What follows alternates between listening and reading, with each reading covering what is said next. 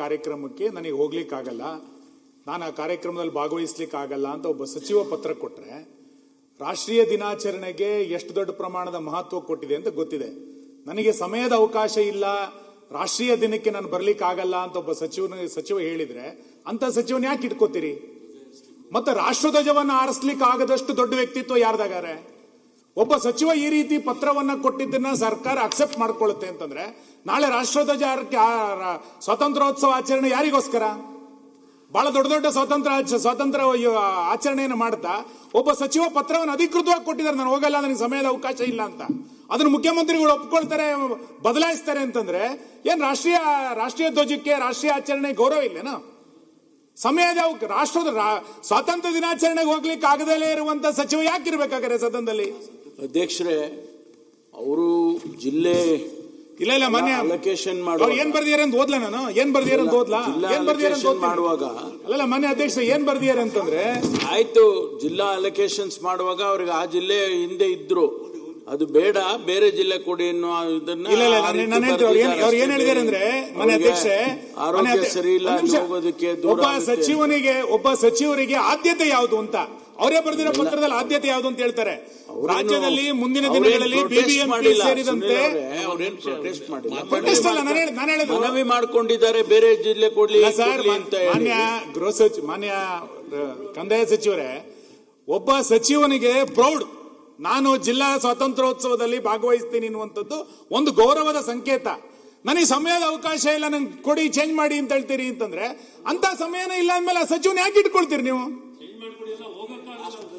ರಾಷ್ಟ್ರಧ್ವಜ ಹೊರಿಸಲಿಕ್ಕೆ ಸಮಯ ಇಲ್ಲ. ಅವ್ರು ಹೇಳಿದಾರೆ ಇಲ್ಲಿ 15/8/2026 ಸ್ವಾತಂತ್ರ್ಯ ದಿನಾಚರಣೆ ಧ್ವಜಾರೋಹಣ ಹೊಣೆಯಾರಣಕ್ಕೆ ನೀಡಿದ್ದು ನಾನು ಹಾಜರಾಗಲು ಸಾಧ್ಯವಾಗುವುದಿಲ್ಲ ಅಂತ ಕೊಟ್ಟಿದ್ದಾರೆ. ಏನ್ ಹಂಗಾರ ಅರ್ಥ?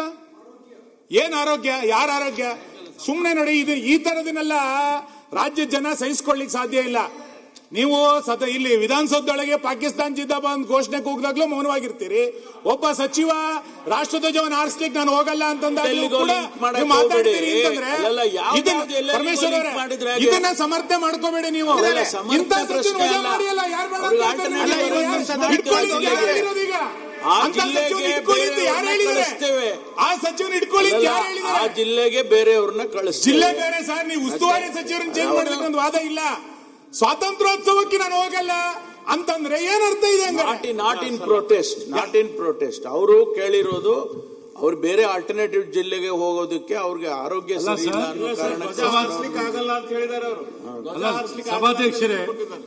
ಸಭಾಧ್ಯಕ್ಷರೇ, ಒಬ್ಬ ಸಚಿವರಾಗಿರೋರು, ಸಚಿವ ಸ್ಥಾನ ತಗೊಂಡಿರುವಂತವ್ರು ಒಂದು ಜಿಲ್ಲಾ ಉಸ್ತುವಾರಿ ಸಚಿವರನ್ನಾಗಿ ಅವ್ರು ಮಾಡಿದಾಗ ಸ್ವಾತಂತ್ರ್ಯ ದಿನದ ಅಂಗವಾಗಿ ಧ್ವಜಾರೋಹಣ ಮಾಡ್ಲಿಕ್ಕೆ ಅವರಿಗೆ ಸಮಯ ಇಲ್ಲ ಅಂತಂದ್ರೆ ಇದು ಯಾವ ರೀತಿ ನಡವಳಿಕೆ? ನೀವೇ ಸಮರ್ಥಿಸ್ಕೊಳಕ್ಕಾಗತ್ತಾ? ನೀವೇನಾದ್ರು ಸಮರ್ಥಿಸ್ಕೊಳಕ್ಕಾಗತ್ತಾ? ಅಥವಾ ಅವ್ರ ರಕ್ಷಣೆಗೆ ನೀವು ಬರ್ಲಿಕ್ಕಾಗತ್ತಾ? ಇಂಥ ವ್ಯಕ್ತಿ ಒಬ್ಬ ಚುನಾಯಿತ ಪ್ರತಿನಿಧಿ ಆಗಿರೋನು, ಒಬ್ಬ ಭಾರತೀಯನಾಗಿರೋನು ಯಾರೂ ಈ ರೀತಿ ನಡ್ಕೊಳ್ಳಿಕ್ಕೆ ಸಾಧ್ಯವೇ ಇಲ್ಲ. ಅಂತ ವ್ಯಕ್ತಿ ನಮ್ಮ ಕರ್ನಾಟಕ ರಾಜ್ಯದ ಘನವೆತ್ತ ಸರ್ಕಾರದ ಒಬ್ಬ ಸಚಿವರಾಗಿ ಕೆಲಸ ಮಾಡ್ತಾರೆ ಅಂದ್ರೆ ಹೇಗೆ ನೀವು ಸಮರ್ಥಿಸ್ಕೊತೀರಾ? ನೀವು ಉಸ್ತುವಾರಿ ಈ ವ್ಯಕ್ತಿ ಈ ನಡವಳಿಕೆ ನಿಜಕ್ಕೂ ರಾಜ್ಯಕ್ಕೆ, ದೇಶಕ್ಕೆ ರಾಷ್ಟ್ರಧ್ವಜಕ್ಕೆ ಅವಮಾನ ಮಾಡಿದ್ದಾರೆ. ವಿರೋಧ ಪಕ್ಷದ ಕೆಲಸ ಮಾಡಿರುವಂತವರು ಈ ಸಚಿವರು